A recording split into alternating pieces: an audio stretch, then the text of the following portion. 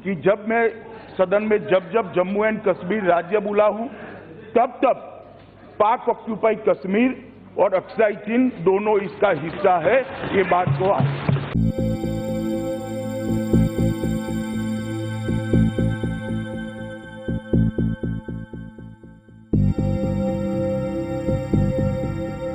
Dragon के मुंह पर वार और दुम पर पैर। अभी 2 दिन पहले कांग्रेस के शहजादे राहुल गांधी ने एक वीडियो ट्वीट किया जिसमें लद्दाख के लोग कहते दिखे कि चीन की सेना कई किलोमीटर तक लद्दाख में घुस आई है। हालांकि कुछ ही देर बाद उस वीडियो की सत्यता भी सामने आ गई, जब पता चला कि वह सभी लोग कांग्रेस पार्टी से जुड़े थे और उन्होंने उस वीडियो में मनगढ़ंत बातें कही थी। यहाँ तक कि उस वीडियो में कुछ ऐसे लोग भी थे जो लद्दाख के नहीं, हिमाचल के रहने वाले हैं। कांग्रेस पार्टी लगातार कह रही है कि चीन हमारी सीमा में घुस आया है, लेकिन सरकार और प्रधानमंत्री लगातार इस बात को स्पष्ट कर चुके हैं कि हमारी 1 इंच भूमि पर भी चीन की सेना ने घुसपैठ नहीं की है। 2 देशों के बीच एक क्षेत्र छोड़ा जाता है जिसे बफर जोन कहते हैं। चीन की सेना ने उस बफर जोन का अतिक्रमण करने का प्रयास किया, जिसका भारतीय सैनिकों ने मुंहतोड़ जवाब दिया है। लद्दाख में इस प्रकार की स्थिति क्यों उत्पन्न हुई, इसे जानने से पहले हम 10 साल पीछे चलते हैं। पहले यह जानना होगा कि कांग्रेस ने अपने 10 साल के शासन में क्या करतूतें की, जिनके चलते चीन पूरी तरह भारतीय बाजार पर हावी हो गया। दरअसल पूर्व प्रधानमंत्री मनमोहन सिंह की सरकार में सिर्फ बड़े बड़े घोटाले ही नहीं हुए, बल्कि देश की अर्थनीति और उद्योगों को चौपट करने के सारे षड्यंत्र रचे गए। इसके पीछे कांग्रेस और चीन की कम्युनिस्ट पार्टी के बीच हुआ करार था। चीन की कंपनियों को भारत में लाने के लिए सारे दरवाजे खोल दिए गए। इन चीनी कंपनियों को वहां की सरकार भारी सब्सिडी देती थी, जिसके कारण उनके सामान हमारे यहाँ बनने वाले सामान की लागत से भी सस्ते होते थे। स्थिति यह थी कि हमारे लघु उद्योग अगर मात्र लागत पर भी अपना सामान बेचें, तब भी वह चीन का मुकाबला नहीं कर सकते थे। धीरे धीरे घरेलू उत्पाद बंद होने लगे और हमारे उद्यमियों ने अपने उत्पाद बनाने के स्थान पर बिजनेस का तरीका बदल लिया और अब वे चीन के सामान को मंगाकर बाजार में सप्लाई करने लगे। आर्थिक विषयों के जानकारों के अनुसार इससे हमारे देश को 30 लाख करोड़ से अधिक का घाटा हुआ और यह सारा पैसा चीन की जेब में पहुंच गया।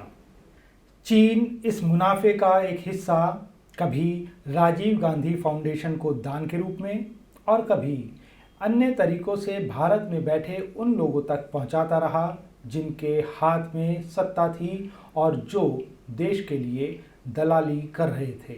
2014 में सरकार बदली और नई सरकार के सामने सबसे बड़ी चुनौती यह थी कि इन चीनी कंपनियों को भारत से बाहर कैसे निकाला जाए, क्योंकि विश्व व्यापार संगठन का सदस्य होने के नाते भारत एकाएक इनसे व्यापार बंद नहीं कर सकता था और न ही इन पर प्रतिबंध लगाया जा सकता था। इन कंपनियों को बाहर करने का सिर्फ एक ही रास्ता था और वह था राष्ट्रीय सुरक्षा का मुद्दा।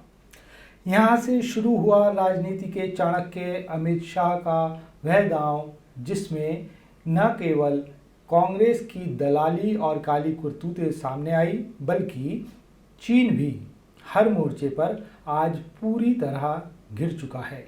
आपको याद दिलाते हैं अमित शाह का पिछले वर्ष अगस्त में संसद में दिया गया वह भाषण, जिसमें उन्होंने खूब जोर देकर कहा था कि जान दे देंगे लेकिन अपनी जमीन नहीं देंगे। और ये कहते कहते उन्होंने पीओके के साथ साथ अक्साई चीन का भी उल्लेख किया था। इसलिए एग्रेसिव हूं कि जम्मू एंड कश्मीर के पीएको को आप भारत का हिस्सा नहीं मानते हो क्या? एग्रेसिव ना हो, जान दे देंगे इसके लिए। क्या बात कर रहे हो आप? एग्रेसिव होने की क्या बात कर रहे हो? जान दे देंगे इसके लिए।